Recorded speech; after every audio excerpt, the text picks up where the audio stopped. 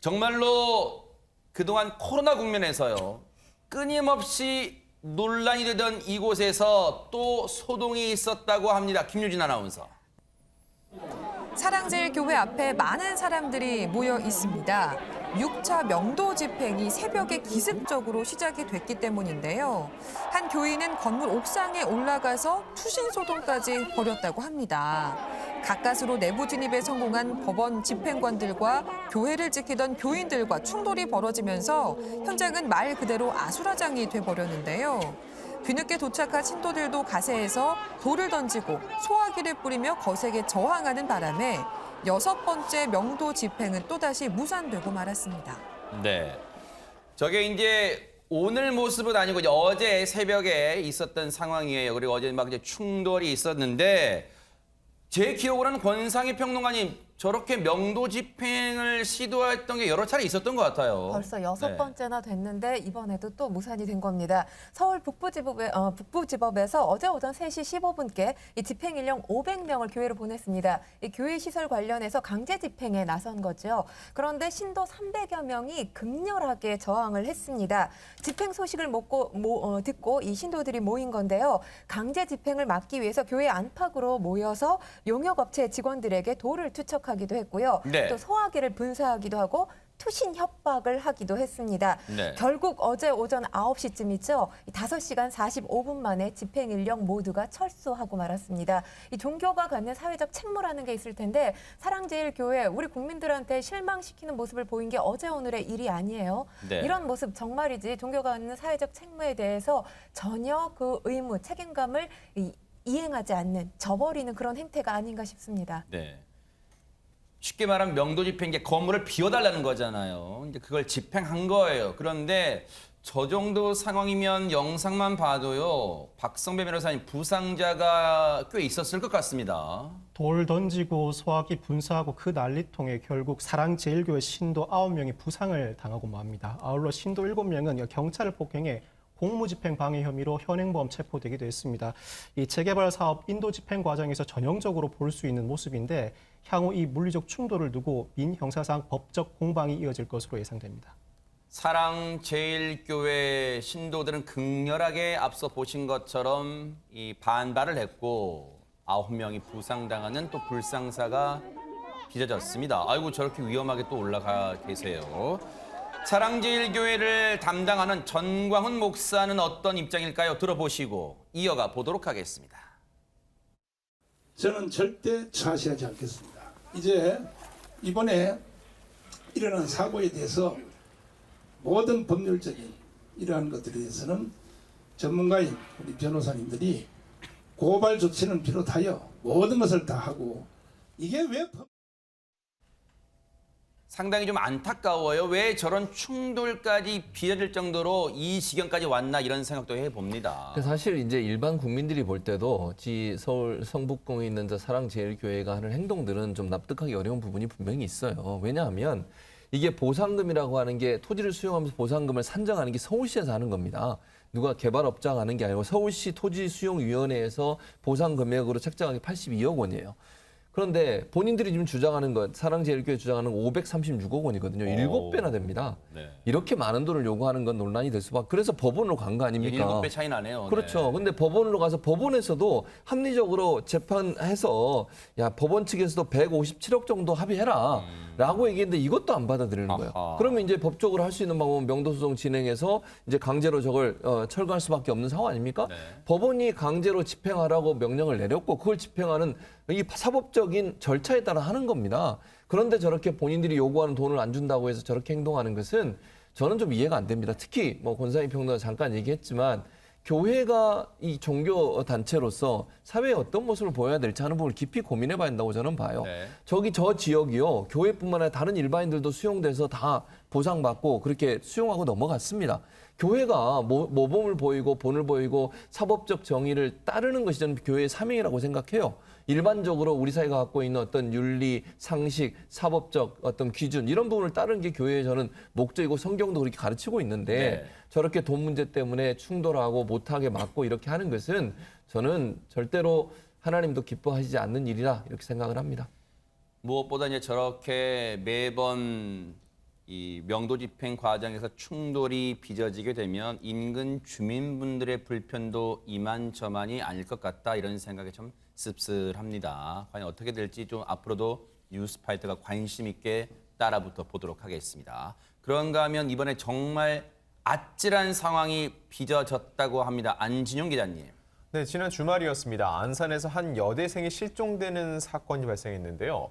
오전에 한 차례 어머니와 통화를 한 후에 연락이 뚝 끊긴 겁니다. 그래서 급기야 오빠가 경찰에 신고를 했고 아이고. 신고 접수를 받은 경찰은 곧바로 수색을 시작을 했습니다. 세상에. 그래서 다행히 10시간 만에 소재 파악이 됐는데 네. 이 여대생이 발견된 장소가 황당했습니다. 아니 발견되면 기뻐해야 될 텐데 발견된 장소가 황당하다는 게 무슨 의미일까요? 박성배 변호사님. 사라진 여대생은 가출도 실종도 아니었습니다. 경찰이 기숙사 CCTV를 면밀히 확인해 봤더니 여대생이 외출했다 돌아오는 모습까지 포착돼 있었습니다. 그런데 행방이 묘연하다? 그렇다면 기숙사 엘리베이터에 갇혀 있을 수 있다는 가능성을 염두에 두고 119에 공동 대응을 요청합니다.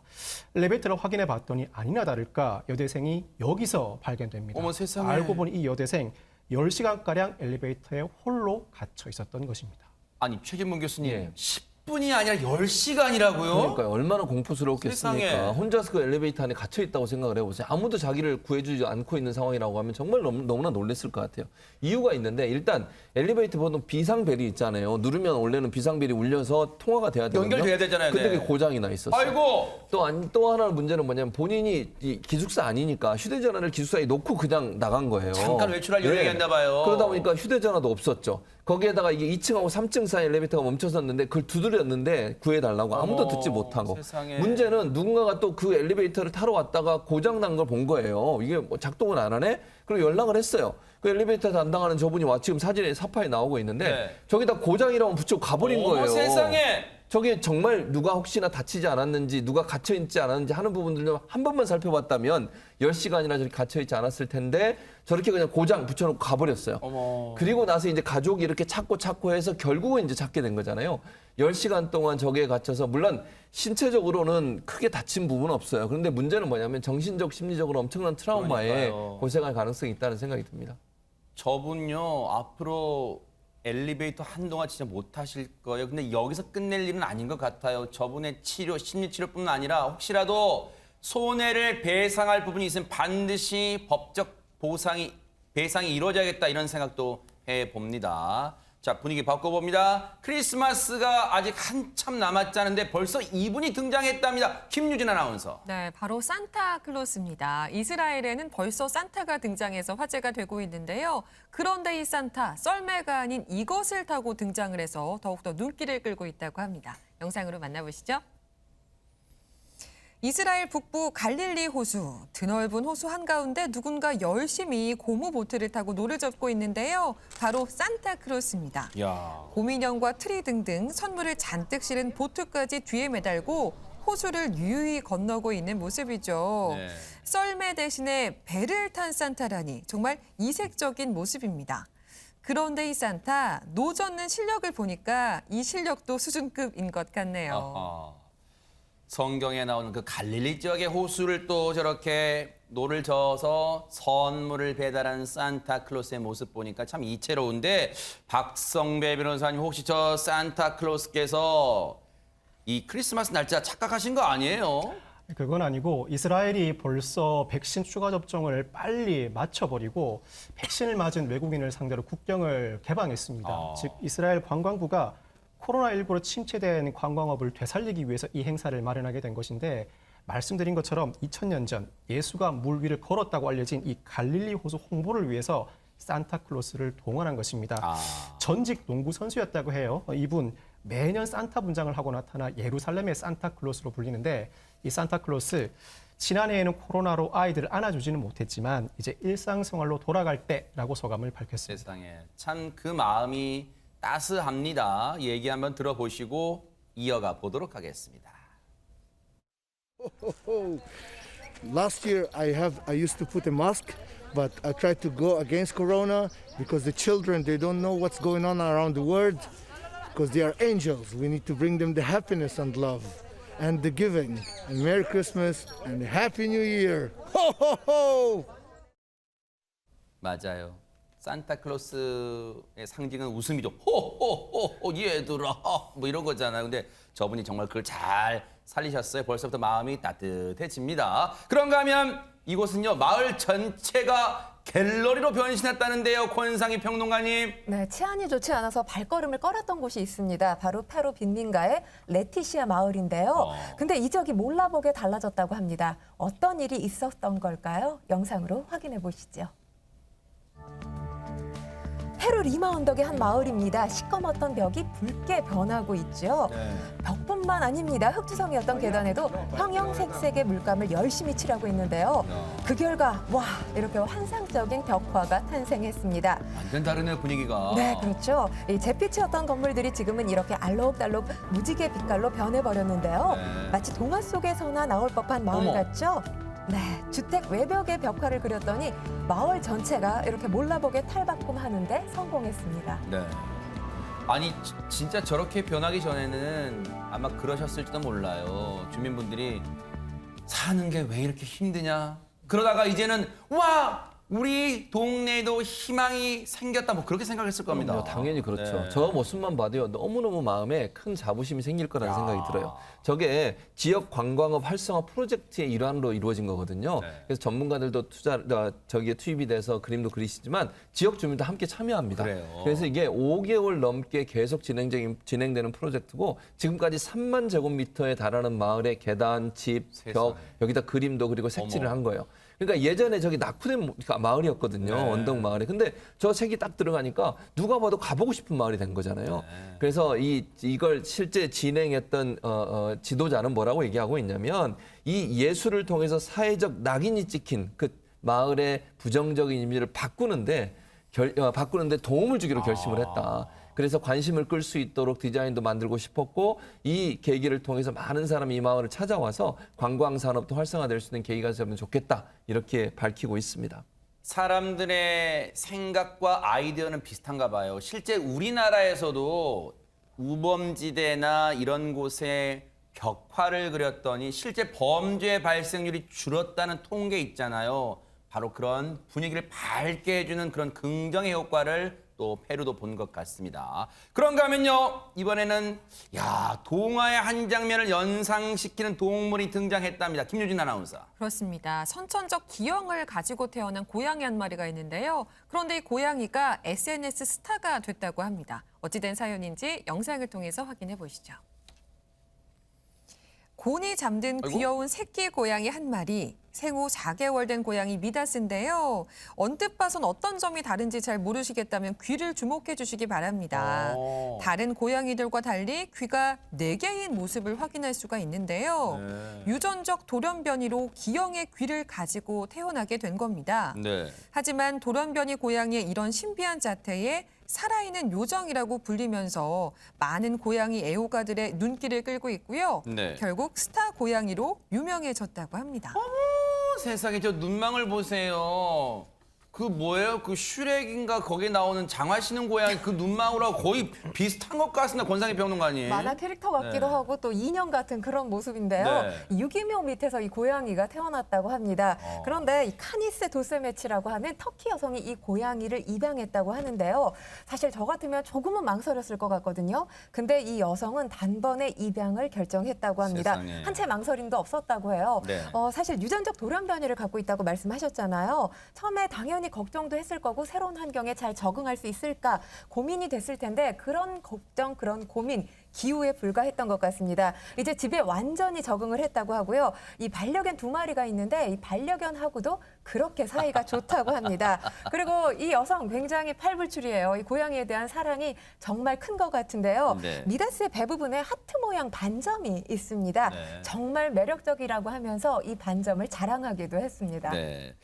유전적 기형이라고는 했는데요. 미다스의 저 귀가요. 안진영 기자님. 일단 우리가 보기에도 오히려 진짜 요정 같다는 요정 동물 같다는 생각이 드는데 혹시 미다스 입장에서는 불편함은 없을까요? 어떻습니까? 아무래도 외적인 기형이 있기 때문에 귀의 본래 기능, 듣는데 문제가 있지 않을까 걱정할 수 있는데 귀가 4개이기 때문에 더 잘 들리는 것은 아니지만 들리는 것 자체에는 문제가 없다고 합니다. 아하. 실제로 청력 검사를 해봤는데 정상으로 나왔고요. 하지만 이 고양이 집사에 따르면요, 혹시 모를 유전적 돌연 변이가 있을 수도 있기 때문에 추가 검사를 몇 달 내에 진행할 예정이라고 합니다. 앞으로 또 미다스가 잘 살고 있다는 추가 소식도 들려주길 기대해 볼게요. 그런가 하면 이번에는요, 눈으로 보고도 믿기지 않는 광경이 펼쳐졌다고 합니다. 박성배 변호사님. 나이는 숫자에 불과하다. 모든 건 마음먹기 달렸다. 몸소 증명해 보인 대단한 할머니가 있습니다. 영상 보면서 설명해 드리겠습니다. 자, 능숙하게 인라인 스케이트를 타는 할머니. 이 손에는 중국 전통 악기가 들려 있고 연주 실력도 보통이 아니라고 하는데요. 어머, 머리에 어항 몇 개를 겹쳐서 얹은 채 질주하기도 하고요. 전혀 흐트러짐이 없죠.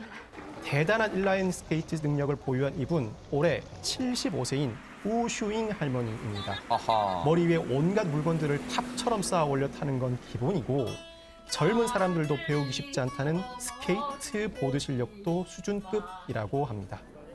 우슈잉 야, 할머니, 네. 이미 인라인 스케이트보드와 한 몸인 것 같죠. 저분 이 성함이 슈잉 할머니잖아요. 저분은 태어날 때부터 인라인 스케이트를 탈 운명이네요. 슈잉! 인라인 스케이트를 탈 운명이었습니다. 진짜 어떻게 이렇게 인라인 스케이트 타면서 저런 묘기를 펼치길 그런 사연이 있었는지 한번 들어보시고 이어가 보도록 하겠습니다. 当时哎呀，昏天黑地，都不知道怎么的好了，心思一个人的生命到此就结束了吗？非常痛苦。从开始轮滑以后吧，就想轮滑了，什么样姿势，怎么样能掌握平衡，两脚同肩同宽，完了每天往左转右转，就想这个事儿了，所以就把有病的事儿就给撂下，就忘了。就是不要觉得自己老了，啥都老了，就是停顿了。你想做的事儿吧，你就应该做，你想做啥就做啥，你不给自己留遗憾。 사연을 듣고 보니까 저 슈잉 할머니의 인라인 스케이트가 그냥 얻어진 게 아닌 것 같은데 앞서 인터뷰 보니까요, 권상희 평론가님, 인생이 끝났다고 생각했다는데 대체 무슨 일이 있었던 거예요? 일단 이 할머님이 위기를 건강 회복의 기회로 생각하신 게 아닌가 싶은데요. 2003년에 갑상선암 진단을 받으셨다고 합니다.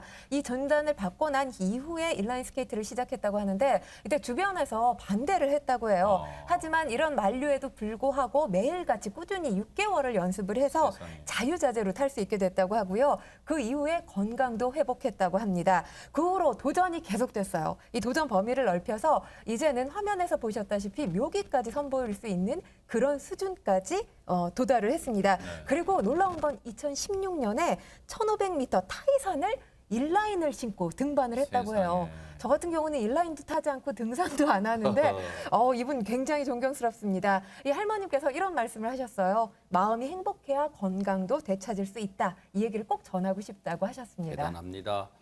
조금 해보고 안 되면 포기하는 제 자신을 참 반성하게 하는 참 귀감이 되는 그런 슈잉 할머니였습니다. 앞으로도 건강한 모습 기대해 보도록 하겠습니다. 코로나 때문에 사라졌던 것들이 이제 하나둘씩 제자리로 돌아오고 있는 듯합니다. 김유진 아나운서. 그렇습니다. 방송가와 경기장 그리고 공연장에 관객들이 돌아왔습니다. 그동안 비대면으로 치러졌던 콘서트도 이제 대면 공연이 가능해졌는데요. 어허. 이에 따라 가수 이명웅 씨는 대한민국의 모든 영웅들을 위한 특별한 쇼에 여러분을 초대합니다라면서 첫 TV 단독 콘서트를 열 예정이라고 하고요. TV로 단독 콘서트요? 네, 그리고요 나훈아 씨는 잃어버린 세월을 다시 돌려놓으려 한다라면서 어게인 테스형 콘서트를 전국 각지에서 개최할 예정입니다. 야, 진짜 가수분들이 그동안 얼마나 이 팬들과 소통하고 만나는 이 콘서트에 목말라 있었을까요? 이명웅 씨 얘기 들어보시고 이어가 보도록 하겠습니다. 하늘에 빛나는 별빛 같은 나의 사랑아, 당신은 나의 영원한 사랑. 정말 하고 싶었던 것들이 되게 많았는데 일단 뭐 기본적으로 우리 가수분들이 많이 하시는 콘서트나 정규 앨범이나 저 또한 역시 많은 기대를 갖고 준비를 하고 있는 중이고요. 팬분들 입장에서는 얼마나 진짜 단비 같은 소식이겠어요. 근데 안지윤 기자님, TV로 단독 콘서트 한다 가수분이 제 기억으로는 80년대나 90년대 초반 이때나 TV 단독 콘서트 있었던 거 아니에요?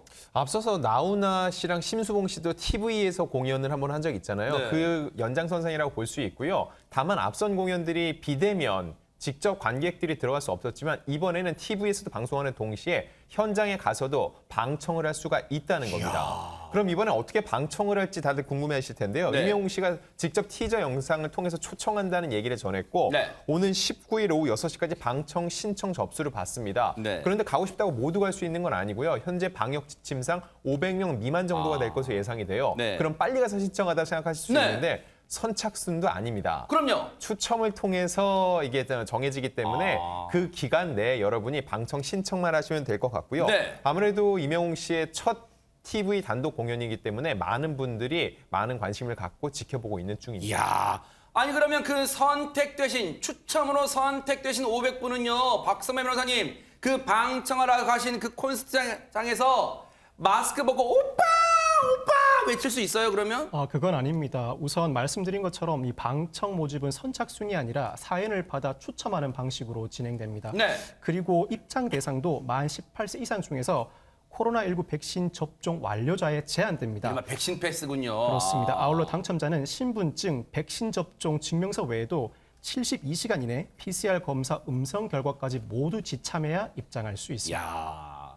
어쨌든 방역 수칙은 중요하니까요. 그런데 임영웅 씨가 이번 콘서트를 준비하면서 이런 얘기가 나와요. 벌써부터 나훈아 대선배인 나훈아 씨와 어깨를 나란히 했다. 이게 대체 무슨 말입니까? 권상희 평론가님. 굉장히 기분 좋을 것 같아요. 임영웅 씨 하면 지난해 한 오디션 프로그램에서 대중에게 얼굴을 알리기 시작했잖아요. 불과 2년 정도밖에 안 됐어요. 대중한테 이름을 알리기 시작한 게. 네. 그런데 지금 나훈아 씨 또 심수봉 씨와 함께 거론이 되고 있으니까 개인적으로는 상당히 기분 좋을 것 같은데요. 네. 너무 기대되는 무대이기 때문에 더 집중해서 준비하고 있다고 전하고 있습니다. 네. 사실 TV에서 방영되는 이 콘서트 같은 공간에서 나훈아 씨가 지난해 추석 때 또 공연을 펼쳤죠. 그리고 네. 올 추석 때는 심수봉 씨가 공연을 펼쳤습니다. 나훈아 씨 공연만 하더라도 지난해 시청률이 어마어마하게 나왔죠. 29%를 기록하면서 레전드 공연으로 자리매김을 했는데 심수봉 씨 역시 올해 26년 만에 단독 TV쇼를 펼쳐 보이면서 당시 콘서트 이 동시간대 시청률 1위를 차지했습니다. 야. 임영웅 씨도 어떤 기록을 보이게 될지 기대가 됩니다. 대단합니다. 얘기 나온 김에요. 영화의 대사처럼 묻고 떠블로 가. 네, 이분 얘기까지 같이 해보도록 할까요? 먼저 영상 만나보시고 이어가 보도록 하겠습니다. 지친 하루 눈은 감고 귀는 만들고 졸면서 집에 간다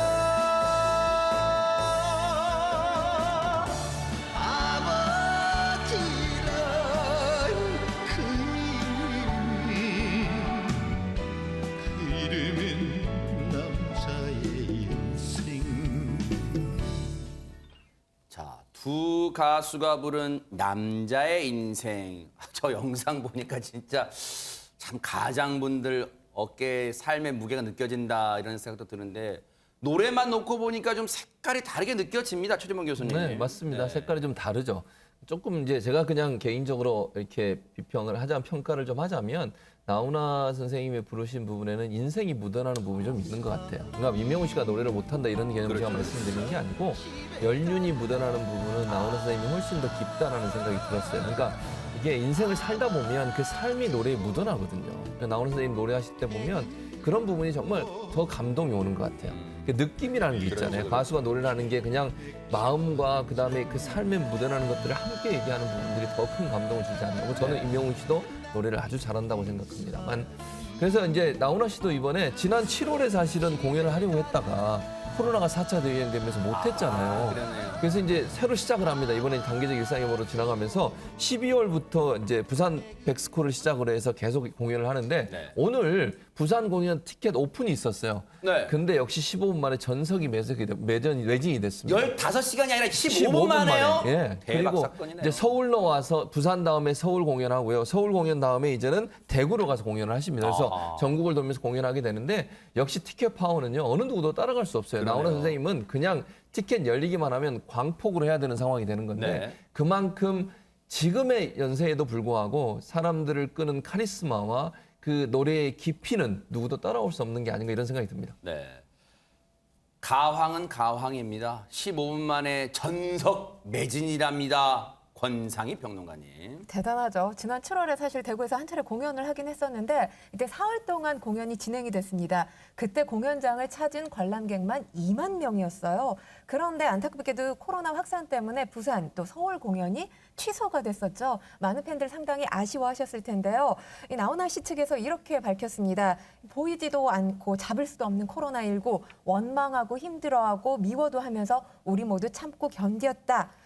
그러면서 결코 환영할 수는 없지만 이제 우리는 코로나라는 불청객을 그냥 곁에 두고 함께 가기로 마음을 다졌다라고 하면서 이 불청객과 싸우고 다투는 사이 우린 아무것도 할 수가 없어 넋놓고 세월만 까먹었다. 이제 잃어버린 세월을 다시 돌려놓으려고 한다. 이렇게 밝혔습니다. 그러네요. 참 와닿는 그런 얘기들이에요. 그런데 김유진 아나운서 나훈아 씨 콘서트 하면은 아무래도 제일 이거 남녀노소 다 인기를 끌었던 테스 형 그 따라 부르면 마스크 벗고 해야 되는 거 아니에요 또? 근데 그래서는 안 됩니다. 왜냐하면 현재 방역 지침상 이 콘서트장 안에서 마스크 착용 반드시 해야 되거든요. 그런데 아무리 마스크를 썼다고 할지라도 함성이나 구호, 또 합창처럼 기말이 튈 수 있는 행동은 엄격히 금지가 된다고 합니다. 그렇기 때문에 아무리 흥이 나시더라도 떼창은 마음속으로만, 콘서트는 귀로 즐기는 것으로 만족해야 할 것 같습니다. 그러네요. 테스 형에 대한 질문은 나훈아 씨만 하는 걸로 하겠습니다. 그런데 나훈아 씨가 이번 콘서트에 유독 목말라 있었던 이유가 있다면서요, 안진영 기자님. 나훈아 씨가 대중과 소통하는 유일한 방법이 콘서트였거든요. 지난해는 콘서트 할 수 없으니까 이례적으로 TV 단독 쇼를 보여줬던 거고 다시 원래 콘서트를 재개를 했습니다. 그래서 지난 7월에 대구에서 6차례 콘서트를 가졌는데 당시 매회 4,000명씩 2만여 명이 들었습니다. 꽉 들어찰 정도로 많은 이들이 나훈아 씨 보러 왔는데 그때도 코로나가 종식된 시점이 아니기 때문에 그 정도 대규모 콘서트를 여는 게 과연 맞는지에 대한 비판 여론도 적지 않았거든요. 네. 이때 나훈아 씨가 이런 얘기를 합니다. 언제까지 못하고 그냥 있어야 되나? 다 굶어 죽으라는 건가? 나는 괜찮지만 후배들은 어떠냐? 그리고 젊은이들은 어쩌냐? 그래서 코로나와 같이 갈 수밖에 없다. 그래서 욕먹어도 하는 것이라고 얘기를 했는데 그 이후에 어쩔 수 없이 4단계까지 가면서 나훈아 씨가 한 차례 콘서트를 취소를 했다가 이번에 재개하는 것이기 때문에 나훈아 씨 입장에서도 남다른 콘서트로 다가갈 수밖에 없을 겁니다. 그래요.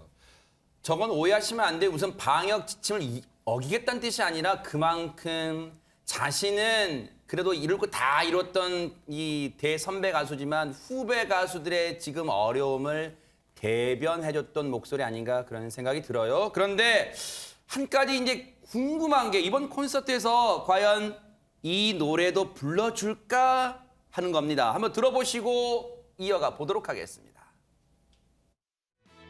난생적으로 무수도 바르고 물방울 넥타이로 멋도 부리고요 상상도 못했던 깜짝 이벤트로 멋지게 프로포즈 하려고요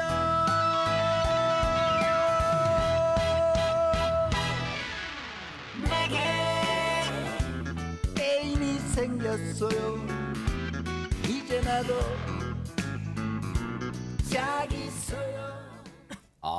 가사가 참 귀에 쏙쏙 들어오고 재밌긴 한데 근데 최재봉 교수님 예. 저 노래 아무 데서나 불렀다가 오해받기 십상입니다. 그렇죠. 이제 저처럼 결혼하고 아내가 있는 사람이 저거 부르면 안 되겠죠. 부르면 안 되고요. 네. 그러니까 싱글이신 분들은 마음껏 부르셔도 됩니다. 최근에 네. 저 노래가 가사도 재밌잖아요. 네. 실제적이고 정말 이게 뭘까요? 실제 우리 삶에서 있을 법한 얘기를 쭉 가사로 쓰셨어요. 그래서 젊은 층한테 상당히 큰 인기가 있고 축가곡으로도 많이 불린대요. 결혼식에서. 그런 점에서 본다면 이게 테스 형하고 같이 나왔던 곡이거든요. 그래요? 근데 관심을 테스 형이 너무 많이 받다 보니까 관심을 좀 덜 받았는데 네. 최근에 젊은 층을 중심으로 해서 이 노래가 많은 사람들한테 사랑을 받고 있다고 합니다. 네. 재밌는 것은 네. 홍준표 군 있잖아요. 네. 홍준표 홍준표 의원이 뭐 이제 프로그램에 출연을 했어요. 어허. 그때 저 노래를 흥얼거리면서 나왔어요. 그래요? 네, 그래서 내가 테스 형과 함께 왔다 하면서 애인이 생겼어요라는 노래를 불렀는데 그랬더니 이제 함께 출연한 이상민 씨 있잖아요. 이상민 네네. 씨가 물어본 거예요. 이거 사모님 들으시면 굉장히 화날 노래 아니냐. 네. 그랬더니 하신 말씀이 더 재밌어요. 이게 홍준표 의원이 나이가 60이 넘으면 아무리 오래 산 부인도 새로운 애인처럼 보인다. 야, 임기응변 대단하신데요. 임기응변 대단합니다. 저는 60은 안 됐습니다만 저도 50년 안 산 건 아니죠. 50몇 년을 살았는데 제 아내가 애인처럼 보이진 않습니다. 오늘 들어가셔서 혼나시는 혼날 건 것 아닐까요? 네, 어쨌든 가정의 평화가 또 깃들길 기대해 보겠습니다. 자, 홍준표 의원 얘기 나온 김에 이 정치권 소식도 궁금하잖아요.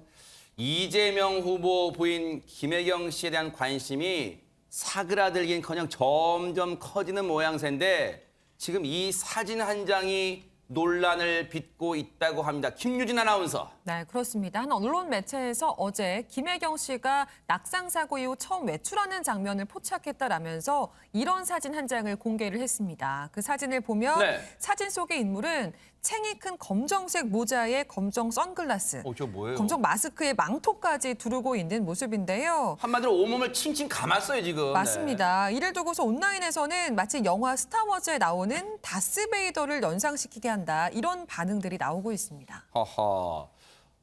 이 어제 경기도 분당 자택에서 외출하는 모습을 포착했다는 거예요. 그런데 안진용 기자님, 온몸을 앞서 제가 말씀드린 것처럼 온몸을 지금 다 꽁꽁 꽁꽁 가렸으니까 저 모습을 보고 김혜경 씨인지를 알 길이 별로 없는 것 같은데요. 일단 이재명 후보 측 배우자 실장인 이해식 의원이 절대로 명백하게 후보의 배우자가 아니다. 수행원 중 한 명이라고 밝혔습니다.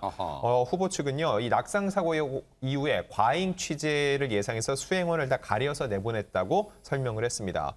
또한 이 수행원들이 불안 증세를 호소해서 이를 스토킹으로 법적 대응할지 여부도 검토 중이라는 입장을 추가로 전했습니다. 이 시국이 시국이다 보니까 수행원분들도 누군가를 수행하시는 자신의 본연 업무이기 전에 인간이잖아요. 사람이잖아요. 그러니까 스트레스가 심할 수 있잖아요. 관련해서 이재명 후보 측 얘기 들어보시고 이어가 보도록 하겠습니다. 예, 그 사진은 명백하게 후보 배우자가 아닙니다. 수행원 중에 한 사람이고요. 그래서 저희가 그 사실을 정확하게 고지를 하고 그 해당 언론사에 삭제 요청을 어제 밤부터 꾸준히 지금 하고 있는데 응하지를 않고 있습니다. 저희 굉장히 답답한 심정입니다. 취재의 항태는 상식을 뛰어넘었습니다. 대통령 후보 부인을 차량 4대를 동원해 미행하는 과잉 취재도 부족해 확인되지도 않은 사람 후보 배우자로 적시해서 사진까지 보도했습니다. 이재명 후보 배우자는 당시 병원에 진료를 받으러 가는 길이었고 다른 의상을 착용한 상태였습니다. 자, 저렇게 해당 언론사의 이 선을 넘은 취재 행태도 비판하는 그런 이 논평을 냈어요. 그런데 이제 저 사진을 보면서 이재명 후보 측이 저 사람은 김혜경 씨가 아니라 수행원이다. 그런데 과잉 취재를 예상해서 수행원을 다 가려서 내보냈다. 이게 언뜻 들으면 그런가 보다 하겠지만 또 일각에서는 이게 잘 이해가 와닿지 않는다. 안진용 기자님, 수행원이면 수행원의 뭐 이 복장 같은 것도 있을 수 있잖아요. 근데 왜 저렇게 굳이 다 가려서 오히려 더 주목을 끌게 만들었을까 그런 생각도 들어요. 결국 상식적인 판단을 해볼 필요가 있는데요. 말씀하신 대로 저런 복장을 하고 나왔기 때문에 배우자가 맞다 아니다 의혹이 나오게 됐다는 거죠. 굳이 수행원이 저렇게 입을 필요가 있냐는 것이었고 또 진짜로 다스베이더가 수행을 하고서는 아닌가라고서는 조금은 납득하기 어렵다는 반응도 있었습니다. 이에 대해서 이준석 국민의힘 대표가 SNS에 이런 글을 올렸습니다.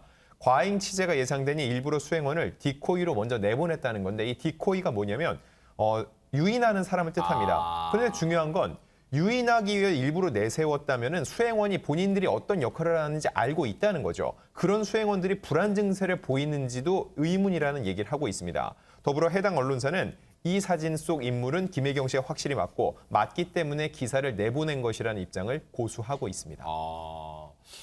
이재명 후보 선대위 측에서는 아니라고 하는데도 일단 해당 매체에서는 맞다. 우리가 현장에서 취재했다. 무슨 소리냐. 지금 이렇게 팽팽히 맞서고 있는 상황이라고 합니다. 그런데 이 와중에 앞서 말씀드린 것처럼 이재명 후보 선대위에서는 이재명 후보 본인은 물론이고 김혜경 씨에 대한 이 취재도 과잉 분위기가 되니까 이 경찰이 경고를 했다는데 어떤 경고일까요? 박성배 변호사님. 이재명 후보 부인 김혜경 씨 자택 인근에서 취재를 진행하던 기자들이 이 신고를 받고 출동한 경찰로부터 스토킹 행위 경고 조치를 받았다고 합니다. 이 기자들은 이 후보 자택 인근에서 대기하다가 김 씨가 병원으로 이동하자 차량으로 따라붙는 등의 행위를 한 것으로 알려져 있는데 이 경찰은 김 씨 측 신고를 받고 현장에 출동한 다음 이 기자들의 행위를 판단해 본 결과 스토킹 처벌법상 정당한 이유가 있다고 보기 어렵다고 판단해 경고 조치를 내렸다고 설명했습니다. 네. 다만 구체적으로 어떤 행위가 스토킹 처벌법에 저촉되는지는 설명하지 않았습니다. 아니 그러면 일단 궁금하잖아요. 그럼 후보 부인을 근접 취재하는 게 스토킹 행위에 해당하는 건가요? 시청자분들은 궁금해하실 것 같아요. 박성배 변호사님. 올해 10월 21일부터 시행된 스토킹 처벌법에 따르면 지속적 또는 반복적으로 이루어지는 스토킹 범죄가 아니라고 하더라도 상대방의 의사에 반해 정당한 이유 없이 따라다니는 행위, 즉 스토킹 행위에 대해서는 현장에 출동한 경찰이 제지하고 경고 조치를 취할 수 있는 권한이 있습니다.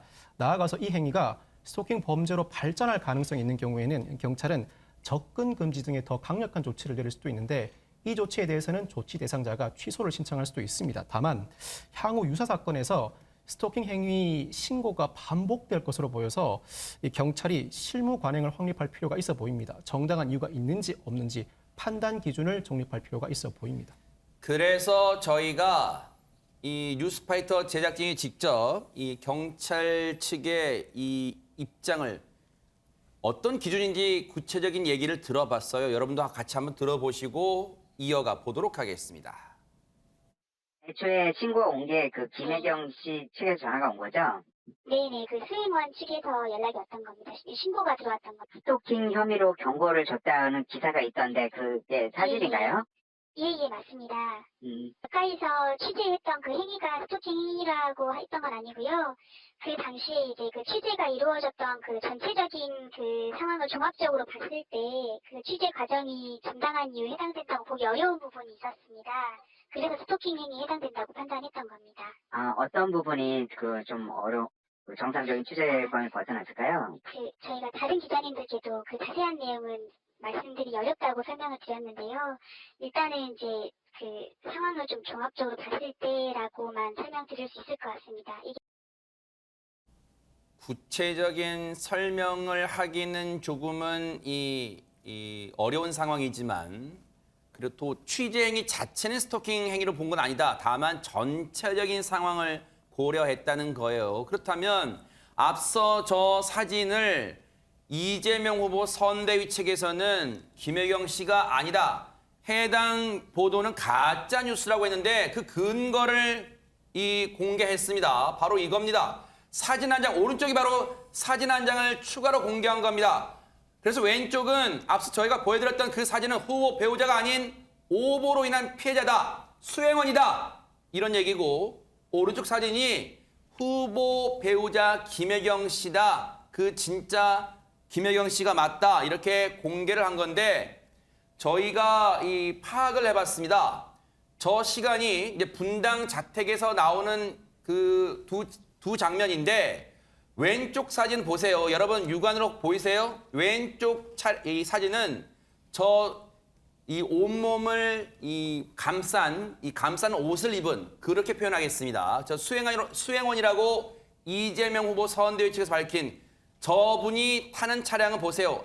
SUV 차량입니다. 카니발 차량을 밝힐게요. 카니발 차량입니다. 그런데 오른쪽 차량은 실제 이재명 후보 부인 김혜경 씨가 탔다고 선대위 측에서 밝힌 차량은 일반 우리가 볼 수 있는 승용차입니다. 그러면 그때 어떤 곳으로 이동하기 위해서 나왔냐? 강남에 있는 병원에서 최근에 여러분 기억나시죠? 지난 9일이었던 걸로 기억합니다. 새벽에 이 낙상 사고로 인해서 눈 부위에 이 약간 붓기가 있었고 부종 그리고 찢어지는 상처 입었잖아요. 그때 꿰매는 긴급 수술을 받았잖아요. 보세요. 왼쪽 눈 윗꺼풀 상처 봉합. 이게 바로 이재명 후보 선대위 측에서 오늘 공개한 진료 확인서입니다. 최진문 교수님. 네. 이렇게까지 사실은 이재명 후보 선대위 측에서는 아니 이렇게까지 진료 확인서 사실 개인 프라이버시 개인정보에 관한 내용까지 공개하면서까지 이게 사실이 아니라고 밝혀야 되나 그런 생각도 들 겁니다. 그렇죠. 그냥 사생활의 문제인데 물론 이제 대통령 후보의 부인이기 때문에 사람들의 관심을 갖는 건 충분히 이해를 하고요. 언론도 취재를 할 수 있죠. 근데 저 부분까지 저렇게 공개를 하면서 아니란 걸 얘기하는 게 얼마나 힘들겠나 하는 생각은 들어요. 네. 그러니까 아닌 게 사실이고 그게 사실이라고 하면 그냥 믿어주면 될 텐데 믿지 않고 계속 의혹이 계속 생기는 거잖아요.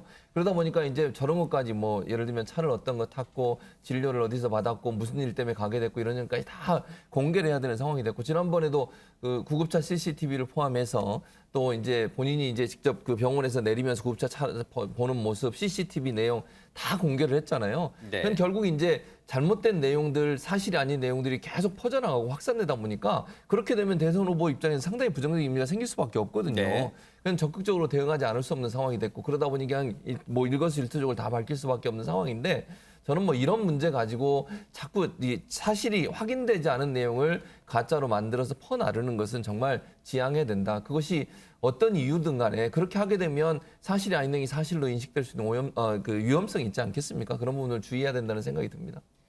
앞서 보면은 시간대도 구체화했어요. 이재명 후보 선대위 측에서는요. 앞서 이 사진이 찍힌 부분이 있잖아요. 그때가 어제 낮 1시 30분쯤입니다.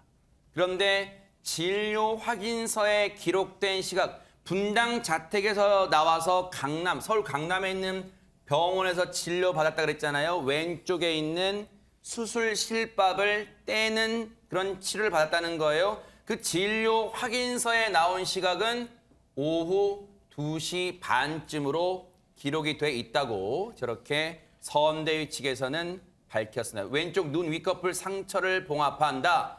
그리고 그 실밥을 제거하는 치료를 진행했다. 보세요. 2시 30분경 진료 내용이 나와 있죠. 본 병원에서 왼쪽 위 눈꺼풀 실밥을 제거하는 이 수술을 진행했다. 이렇게 치료를 진행했다. 이렇게 진료 내용이 나와 있는 진료 확인서를 이재명 후보 선대위 측에서 공개하는 지경까지 이르렀습니다. 그렇다면 이제 또 세간의 관심이 여기에 쏠릴 수도 있어요. 그렇다면 김혜경 씨가 이제 공개적인 활동을 재개하는 시점이 어딜지도 또 궁금합니다. 권상희 평론가님. 일단 뭐 저 개인적으로 예상을 해보면 사실 이런 여론의 집중적인 관심이 김혜경 씨 입장에서는 상당히 불편하고 부담스러울 수 있을 것 같거든요. 그래서 이 관심도가 조금은 누그러진 상황에서 등장하지 않을까 조심스럽게 예상해 보는데요. 근데 또 아직까지 등장하지 못한 이유가 있습니다. 뭘까요? 건강 회복이 아직은 덜 된 상태인 것 같습니다. 민주당 입장에서는 상당히 아쉬울 수밖에 없는데요. 민주당 선대위 관계자 전원에 따르면 당초 이 후보 부인이 이번 주부터 선거 지원 나설 예정이었다고 합니다.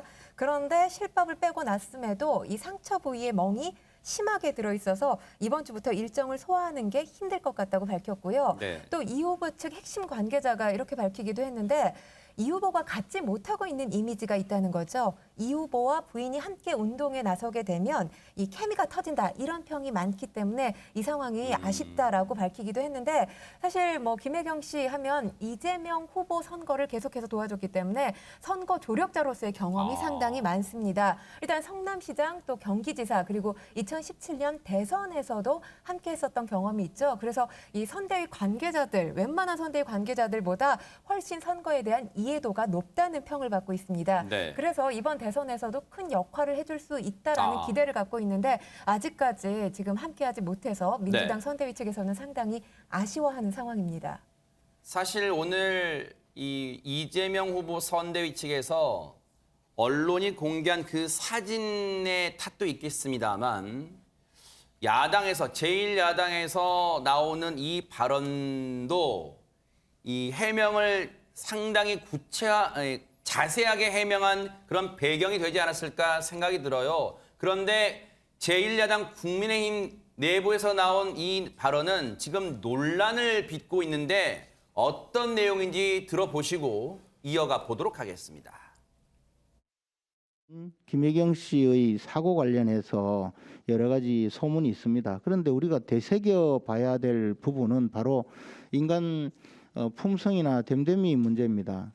만약에 윤석열 후보나 안철수 후보가 부인을 폭행했다 이러면 사람들이 또 어디서 헛소리 하네 이 정도로 생각할 텐데 이재명 후보가 그런 소문이 나니까 아 그럴 수도 있겠다.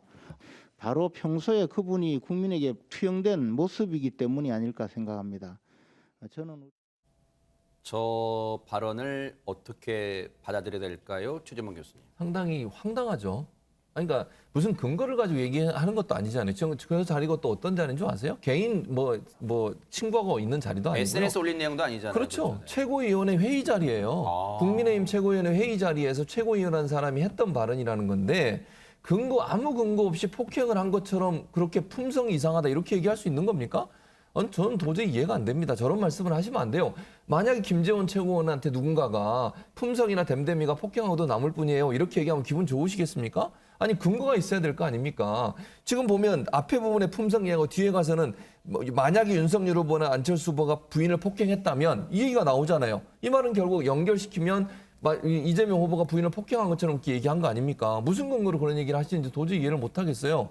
저렇게 해서 자꾸 저런 말씀을 책임 있는 의원이라는 분, 최고위원이라는 분이 저런 말씀을 하니까 가짜뉴스가 점점 퍼지는 겁니다. 저 말씀 듣고 많은 사람들이 또 이렇게 말을 만들어내거나 또 가짜뉴스를 더 만들어낼 위험성이 있지 않습니까? 책임 있게 말씀하셔야 되고요. 근거도 없이 저렇게 어떤 개인의 특히 대선 후보에 대해서 품성이 어떻고 됨됨이가 어떻고 이런 판단을 하시는 것은 저는 바람직하지 않다고 봅니다. 그런데 의혹 제기를 한 사람은 국민의힘 내부에서 김재원 최고위원만 있던 게 아니었습니다. 또 있는데요. 한번 들어보시고 이어가 보도록 하겠습니다. 후보 부인을 수행하시는 이해식 민주당 의원께서 당일에는 후보 부인이 새벽 1시에 아마 산책을 하다가 낙상하셨다라고 설명을 했던 것 같은데요. 이후에 산책하다가라는 내용이 빠지고 일단 산책을 하다가라고 했을 경우 외부에 대기하고 있던 경찰 인력이 몰랐다면은 이것은 소중한 대선 후보를 경호하는 경찰력의 대단한 결함이자 문제가 아닐 수 없고 이후에 119 구급대가 후보와 후보 부인을 이송하는 과정에서도 경찰이 경호 인력이 그것을 전혀 몰랐다 함은 국민들의 평이한 시각에서는 납득되지 않는 단추일 겁니다. 이 발언에 대해서는 이재명 후보 측이 입장을 냈다고 들었습니다. 김유진 아나운서. 네, 굉장히 발끈하고 있습니다. 우선 산책이라는 말이 어디서 나왔느냐 하면 낙상사고 당일에 이재명 후보의 배우자 실장 이해식 의원이 국회에서 기자들이 낙상 경위와 장소 등을 물어보니까 산책을 하다 그랬는지 잘 모르겠다. 자세한 내용을 듣지 못했다. 이렇게 이야기를 했었거든요. 네. 이를 두고 배현진 의원 측에서는 처음에는 산책 때문이라고 하더니 왜 말을 바꾸느냐 이런 식으로 지금 지적을 하고 있는 상황입니다. 이 지적에 대해서 이해식 의원은 지금 이 후보의 119 신고 육성 파일이 공개됐고 또 의료 기록까지 공개된 마당에 사고 경위에 대해서 말을 바꾼다는 식으로 주장을 하는 것은 어떤 의도가 있지 않으면 불가능하다라고 주장을 하면서 배 의원에게 공식 사과를 요청하고 만약 응하지 않으면 법적 대응을 피하기 어려울 것이라고 목소리를 높이고 있습니다. 네. 그런가 하면 이재명 후보 본인은 대장동 의혹 관련해서 입장을 밝혔다면서요. 어떤 내용일까요? 그렇습니다. 무슨 내용이냐면 특검과 관련된 내용이에요. 특검 수용해라. 라는 얘기는 제가 이제 수용하라 이렇게만 얘기하면 또 시청자분들 오해를 불러일으킬 수 있으니까 당에 그렇게 요청을 한 거예요. 근데 조건이 뭔지 아세요? 의혹을 제대로 검찰이 수사하지 않으면. 근데 여기에 대해서는 야당은 이걸 다르게 해석을 하시는 것 같아요. 이재명 후보 관련된 대장동 의혹에 대한 수사가 제대로 안 되면 이렇게 오해를 하시는데 그게 아니고 이재명 후보 측은 뭐라고 얘기하고 있냐면 윤석열 후보 관련해서 지금 대장동 관련된 대출이 있었어요. 그게 부산저축은행입니다. 부산저축은행 부실대출 사건에 여러 가지 사안들이 있었는데 그 당시에 그 사건을 수사했던 주임 검사가 윤석열 검사였고 윤석열 검사가 대장동 관련된 대출에 대해서만 기소를 안 하고 불기소를 했거든요. 거기에 대해서 지금 민주당이 의혹을 제기하고 있어요. 그것뿐만 아니라 하나은행 관련된 의혹도 대장동 의혹과 관련해서 있다. 이 두 가지 사안이 제대로 수사가 안 된다고 하면 그러면 특검 하자. 대장동 관련된 특검 하자는 겁니다. 특검 하자고 하면서 얘기했던 건 뭐냐면 본인 관련된 것뿐만 아니라 윤석열, 하나은행 이 관련된 모든 것을 다 대장동 특검에 포함시켜서 하자고 하는 것이 지금 이재명 후보의 주장입니다. 그러면서 들으신 것처럼 역시나 윤석열 후보를 거론했습니다. 들어보시고 이어가 보도록 하겠습니다. 이상하게 거기는 수사를 하는지 안 하는지 알 수가 없습니다. 이미 나온 50억 클럽, 무슨 109억 지급, 고문료 수억씩 이렇게 관련된 사람만도 수없이 많지 않습니까? 근데 수사를 제대로 하는지 알 수가 없습니다. 지금 특검 논란이 자꾸 있는데 제 입장은 분명합니다. 제대로 수사가 안 되면 그게 누구든 이재명이든 윤석열이든 하나은행이든 또 국민의힘의 그 공직자든 가릴 것 없이 엄정하게 있는 그대로 수사해야 하고 검찰이 제대로 수사하지 않으면 당연히 특검을 통해서 진상을 규명하고 상응하는 책임을 물어야 한다고. 어떻게 보면 대장동 의혹 관련해서 정면 돌파 의지를 내비쳤다고도 해석되는 대목입니다. 그런가 하면 국민의힘 내부 얘기를 좀 해볼까요? 이런 영상을 국민의힘 측에서 공개했다고 하는데 어떤 내용인지 한번 보시고 이어가 보도록 하겠습니다. 나라의 미래가 어둡습니다. 우리에겐 비단 주머니가 있지 않습니까? 저랑 딱지치기 하시겠어요? 딱지를 뒤집으면 뒤정이 위헌이 될 수 있는 기회를 얻습니다. 저거는 제가 설명해드리죠.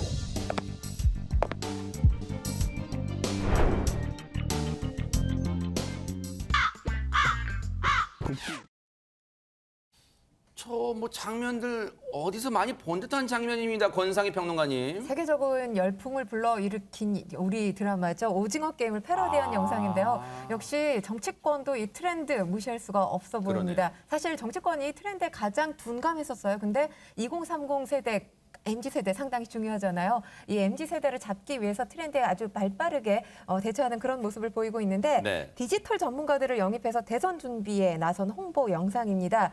이 드라마에서 이준석 씨 모습이 보이죠. 이준석 대표의 모습이 보이는데 이 이준석 대표가 맡았던 역할이 바로 이 드라마에서 배우 이병헌 씨가 맡았던 프론트맨 역할입니다. 게임 진행을 총괄하는 그런 역할인데 이준석 대표가 이영 의원한테 디지털 전문가를 찾아달라 이러면서 쥐어준 이 비단 주머니, 분홍색 비단 주머니와 디귿, 지읒, 이응이라고 적힌 명함, 디지털 정당 위원회를 축약한 디정위의 초서를 나타내거든요. 해당 영상 국민의힘이 대선을 앞두고 인터넷 포털상에서 이 댓글 조작 막겠다 이런 프로그램을 개발했다고 하죠. 크라켄을 홍보하기 위해서 만든 영상입니다. 이 크라켄 과거 이 드루킹 인터넷 여론 조작 당시에 활용했던 프로그램인 킹크랩에서 착안한 장면인데요. 킹크랩의 천적이 이 전설 속에 등장하는 이 동물이죠. 대왕문어 크라켄이라는 이유 때문에 이 영상도 또 만들어지게 된 겁니다. 윤석열 후보의 대선을 도울 첫 번째 비단 주머니에는 크라켄, 지금 들으신 것처럼 크라켄이 들어있었는데 두 번째 비단 주머니에 대한 것에 무엇이 들었을까? 그 힌트는 이 영화 장면을 보면 나와 있답니다. 한번 보시고 이어가 보도록 하겠습니다.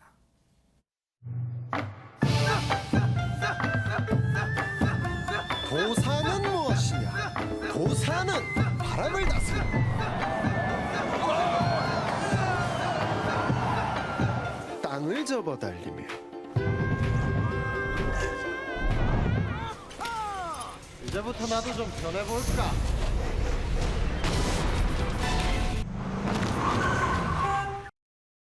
아니 저 영화 저도 봤습니다만 잘생긴 강동원 씨가 주연한 전우치잖아요. 근데 저 영화가 비단 주머니랑 무슨 관련이 있다는 겁니까? 안진영 기자님. 네, 이준석 대표가 대선 승리를 위해서 준비했다는 비단 주머니. 그 두 번째는 바로 인공지능 AI 윤석열이었습니다. 아까 그 전우치를 보면은요, 이 고전속 전우치는 몸을 복제하는 도수를 부리거든요. 이런 전우치처럼 전국 곳곳을 동시에 누비며 선거 유세가 가능해지는 이른바 전우치 선거 전략을 내놓은 겁니다. 네. 이 AI 윤석열은요, 동영상 형태의 윤 후보 아바타라고 볼 수 있는데 윤 후보가 직접 방문하기 어려운 곳에 활용될 계획입니다. AI 기술을 이용해서 텍스트만 입력하면 실제로 윤 후보가 그 내용을 자연스럽게 읽는 듯한 동영상 구현이 가능한데 최근에 그 대선 후보들이 출연했던 SNL 코리아라는 데 보면은 거기에 요즘 기가 땡땡, 예를 들어서 윤석열은 기가 서기 이런 식으로 젊은이들이 이름을 붙이는 게 하나의 유행이 되고 있거든요. 어찌 보면 이 전략 자체가 10대, 20대, 1020 세대들을 겨냥한 하나의 방법이 아닌가라는 생각도 듭니다. AI 윤석열 어떤 모습으로 구현될지 궁금하시잖아요. 사실 MBN에도 김주아 앵커의 AI가 있습니다. 그 모습으로 한번 연상을 해보시면 좋으실 것 같은데 AI 김주아의 모습 보시고 이어가 보도록 하겠습니다. 안녕하세요, 주아 씨. 안녕하세요, AI 앵커 김주아입니다. 언뜻 봐서는 저랑 똑같죠. 한번 테스트를 해보겠습니다. 아니, 이게 얼마만이야? 잘 지냈어? 아니, 이게 얼마만이야? 잘 지냈어. 19도 한번 읽어보도록 하겠습니다. 나보기가 역겨워 가실 때에는 말없이 고이 보내 드리오리다. 나보기가 역겨워 가실 때에는 말없이 고이 보내 드리오리다. 처음 본 사람은 있어도 한 번만 본 사람은 없는 방송 뉴스파이터 많은 시청 바랍니다. 네. 영광입니다. AI 김주아 앵커가 또 뉴스파이터를 또 홍보해줬는데 아니 이제 저런 게 이제 젊은 층에 뭔가 소구할 수 있는 도구가 되지 않을까 이제 그런 생각을 해봐요. 그런데 저렇게까지만 모습 보면 최지봉 교수님 네. 뭔가 또 이준석 대표가 윤석열 후보를 위하는 모습 보이니까 뭔가 화기애애할 것 같은데 예. 지금 당내 상황이 또 그렇게 간단치만은 않다면 또요. 그렇습니다. 네. 선대위 구성 때문에 그래요. 다른 게 아니고 선거대책위원회 구성을 하는데 이 구성 과정에서 이준석 대표와 윤석열 후보 측 경선 때 같이 했던 이제 캠프의 인사들 이런 분들하고 약간의 갈등이 있는 것처럼 비춰지고 있거든요. 가장 큰 이제 문제는 김종인 전 비대위원장을 영입하려고 하는데 김종인 전 비대위원장과 이준석 대표는 좀 경선에서 함께했던 분들은 이선 후퇴를 하고 새로운 인물이 갔으면 좋겠다는 의견을 좀 내는 것 같아요. 근데 이준석 대표하고 김종인 전 비대위원장과 다르게 네. 기존에 있던 인물들을 중심으로 해 좀 더 확장하자라고 하는 게 윤석열 후보 측 주장이어서 네. 여기에 약간 갈등이 있는 것 같은데 어느 정도 지금 그 마무리가 돼가는 것 같습니다. 지금 언론에 나온 내용들만 소개를 해드리면 현재 사무총장이 제일 중요하거든요. 그러니까 사무총장 같은 경우는 왜 중요하냐면 인사도 거기서 하고요. 그다음에 재정권을 갖고 있어요. 네, 살림살이. 네, 살림살이 이 두 가지가 엄청나게 중요한데 그 자리를 지금 이제 한규호 사무총장이 그대로 원래 이제 당의 사무총장이 물러받게 돼 있는데 이걸 좀 바꾸자고 주장을 하는 것 같아요. 이제 그게 권성동 의원인데 권성동 의원 같은 경우 잘 아시는 것이 윤석열 후보하고 중마고우예요. 그리고 장제원 의원을 이제 기용하는 문제 가지고도 약간의 갈등이 있는 것 같아요. 아마 이제 윤석열 의원, 장제원 의원을 중요한 직책에 좀 앉히고 싶어 하시는데 네. 그 부분에 갈등인데 이 부분도 이제 넘어야 될 산이다. 결국 선대위 인선 과정에서 의견이 약간 다른 부분이 있는데 뭐 어느 정도 맞춰가고 있는 것 같아서 조만간 결과가 나오지 않을까 하는 예상은 됩니다. 네. 싸늘한 분위기가 감지됐었던 두 사람의 얘기, 그 분위기 좀 보시고 이어가 보도록 하겠습니다.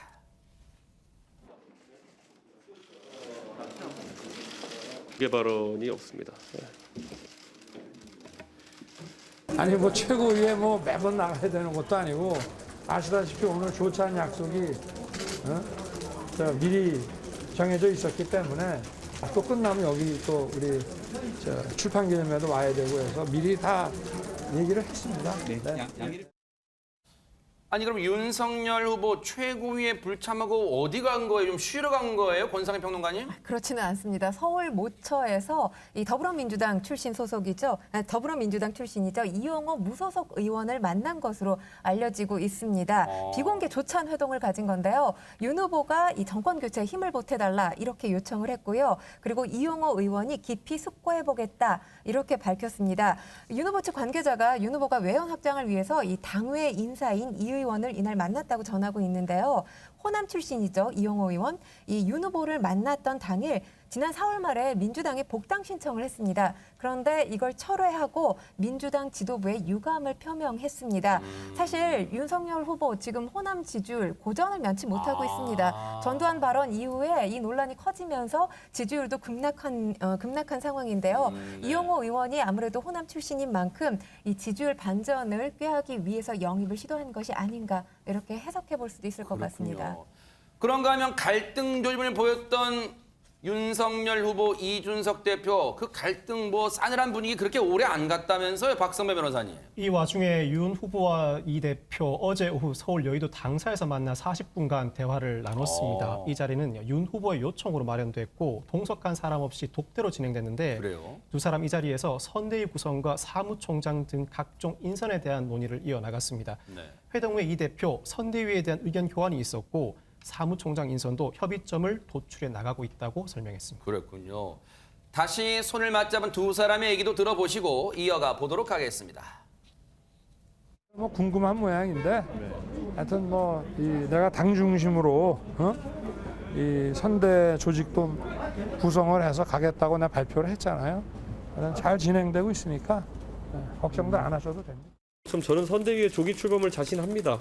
그만큼 이견이 적다는 것을 말씀드리는 거고 굉장히 많은 대화를 나누고 있습니다. 그래서 걱정 안 하셔도 되고요.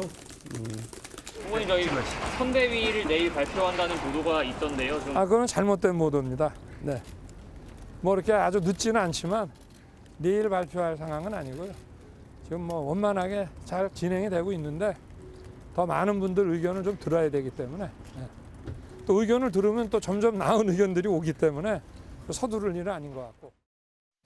네, 어쨌든 뚜껑은 열어봐야 아는 거니까 마지막까지 또 따라붙어 보도록 하겠습니다. 어제 이 시간에 윤석열 후보에게 청와대 측에서 축하난을 보냈다.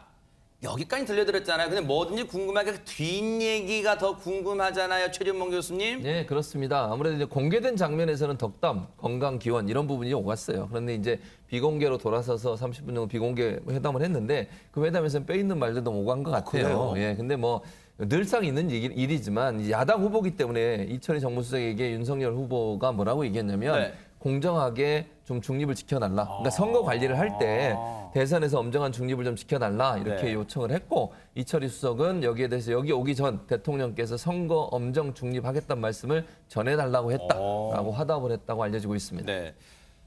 이철희 정무수석이 오늘 오전에 라디오 방송 출연해가지고 이 관련 언급을 했어요. 직접 들어보시고 이어가 보도록 하겠습니다. 수석되고 나서 생긴 별명이 남돌인데요. 네. 남 들고 다니는 사람이라서 남돌이라는 별명이 생겨. 흔히 이제 그렇게 축하난 들고 가면 덕담을 많이 하게 되고요. 또 인연이 좀 있으신 분들은 옛날 얘기도 좀 하고 그런데 윤석열 후보는 제가 국회의원 시절에 법사위원 때 네. 윤석열 검찰총장 후보 청문회도 제가 하고 뭐 그런 인연이 있어서 네. 옛날 얘기 좀 했습니다. 그대로 선거 중립에 대한 말씀을 하셨고 대통령께서 그 부분은 워낙 그 의지가 분명하시니 네. 조금 걱정되더라도 믿어주십시오라고 말씀드렸죠. 난돌이라는 표현으로 자신을 또 한껏 낮추는 또 이철희 정무수석의 저 단어 구사가 또 눈에 띕니다. 그런데 저 비공개 면담에서는 윤석열 후보보다 배석했던 권성동 의원하고 더 옛날 얘기 많이 했다면서요? 두 사람이 굉장히 친한 사이라고 합니다. 사실 여당, 뭐 야당 이렇게 나눠져 있으면 정치인들이 서로 친하지 않을 것 같다고 생각을 하지만 그렇지 않은 경우가 많죠. 사이가 굉장히 좋다고 하는데요. 네. 20대 국회 때 이 의원회관에 있는 목욕탕에서 자주 만났던 그래요? 추억담을 나누기도 했다고 합니다. 이수석이 이 권성동 실장을 가리키면서 이 형님하고 국회의원 시절에 가까이 지냈다고 합니다. 형 동생 하면서 하루에 2번씩 봤다고 하는데요. 권성동 비서실장이 모임을 좋아한다고 해요. 20대 국회의원 할 때 매일 목욕탕에서 모였다고 합니다. 네. 그러면서 화기애애한 분위기를 만들었다고 하네요. 네. 그런가 하면 어제 국민의당 안철수 후보도 대통령 축하난을 받았잖아요. 거기서는 비공개 때 어떤 얘기 오갔을까 궁금해요. 아무래도 이제 안철수 후보 같은 경우 예전에 민주당을 함께 한 적이 있어요. 그러네요. 그 예전의 인연들을 얘기했다고 하는데 이철희 수석이 그렇게 얘기를 했어요. 안철수 후보와 문재인 대통령이 아주 특별한 인연이 있다. 그게 2012년도에 사실 이제 같이 경선을 했었고요. 거기서 이제 안철수 후보가 문재인 후보에게 양보를 하고 사퇴하면서 단일화를 이루었잖아요. 네. 그 인연을 얘기하면서 그 당시에 이제 안철수 후보를 한껏 띄웠는데 새정치의 원조시다. 10년간 속된 말로 볼 거 안 볼 거 다 봤으니 네. 한국 정치를 위해서 새로운 역할을 해달라. 이런 덕담을 건넸다고 합니다. 이제 대선은 내년 3월, 9월 그리고 임기는 그 2달 뒤까지인 5월 9일에 문재인 대통령의 임기는 끝났는데 지근거리에서 보자는 수석 입장에서는 참모 입장에서는 대통령에 대한 어떤 이 생각 그런 얘기들을 많이 할 거예요. 그런데 이 퇴임 때 문전박대 당했으면 좋겠다. 저 얘기를 듣고 최재범 교수님 무슨 말이야? 대통령한테 감히 문전박대라니 그랬을 거예요. 귀를 의심하셨을 거예요. 정치자가. 그러니까 문전박대란 말을 들으면 너무 황당하잖아요. 네. 수석이 왜 대통령한테 저런 얘기를 했을까? 문전박대의 의미가 뭡니까? 인정 없이 몹시 모질게 대한다 이런 뜻이거든요. 어허. 그렇게 대하라는 것인가? 근데 그게 아니고 문전박대의 말을 어떻게 풀어서 설명했냐면 본인이 개인적 소망이 하나 있는데 대통령이 퇴임하기 위해서 문 앞에 섰을 때 박수 받으면서 떠나는 대통령이 됐으면 좋겠다. 지금까지 사실 대통령들이 퇴임하고 나서 여러 가지 이제 안 좋은 일들이 좀 있었잖아요. 근데 문재인 대통령은 정말 마지막 떠나실 때 박수 받고 국민들의 사랑받는 그런 대통령이 되면 좋겠다. 이런 소망을 문전박대란 말로 표현을 했다고 합니다. 아, 그런 뜻이었군요. 또 뜻을 알고 보니까 참 맛깔나게 잘 표현했다 이런 생각도 해봐요. 대선 후보들 얘기만 하면 아마 이분이 그러실 것 같아요. 섭섭합니다. 네, 안지중 기자님 누구 얘기입니까? 네, 바로 홍준표 의원 얘기입니다. 당내 경선에서 떨어진 직후에 이 청년의 꿈이라는 온라인 플랫폼을 만들었는데 여기서 2027년 차기 대선 출마 가능성을 시사했습니다. 이 안에서 바이든 대통령도 나이 80에 대통령 한다는 거에 대해서 나이는 숫자에 불과하다. 네. 그리고 홍 의원님 떨어져서 너무 아쉽다라는 반응에 대해서는 언젠간 되겠지요 하고선 은근한 마음을 드러냈는데 네. 1954년생인 홍 의원은 현재 67세입니다. 2027년에는 73세가 되는데 사실 엄밀히 말해서 나이는 숫자에 불과하다는 말을 하는 것 자체가 자기가 적잖은 나이라는 걸 어느 정도 인정하는 표현이라고도 볼 수 있습니다. 야, 또 행간의 의미를 잘 해석해 주신 것 같기도 해요. 그런데 여기서 여러 가지 질문 중에 박성배 변호사님, 이준석 대표 퇴출론 질문도 나왔다는데 이거 어떻게 대답했을지도 궁금해요. 한 지지자가 이준석 대표 탄핵 여론이 있는데 어떻게 생각하는지 질문을 했더니 홍 의원이 이준석을 내치면 대선은 집니다라고 답변을 합니다. 지난 경선 과정에서 자신의 지지 기반이었던 20, 30대의 중요성을 재차 강조한 것으로 보이는데 자신이 경선에서 탈락한 이후에 20, 30대 탈당 행렬이 이어진 상황에서 이 대표까지 내쳐지게 되면 20, 30대의 움직임이 심상치 않을 것이고 결국 대선에 결정적 영향을 미칠 것이라는 의견을 내비친 것으로 보입니다. 네. 흔히 이제 그런 말 하잖아요. 정치인들은 사실 대중들의 기억 속에서 잊혀지는 걸 상당히 두려워한답니다. 지금 홍준표 의원의 속마음이 어떨지는 모르겠습니다만 앞으로 선대위에 윤석열 후보의 조력자가 될지 그것도 뉴스파이터가 바짝 따라붙어 보도록 하겠습니다.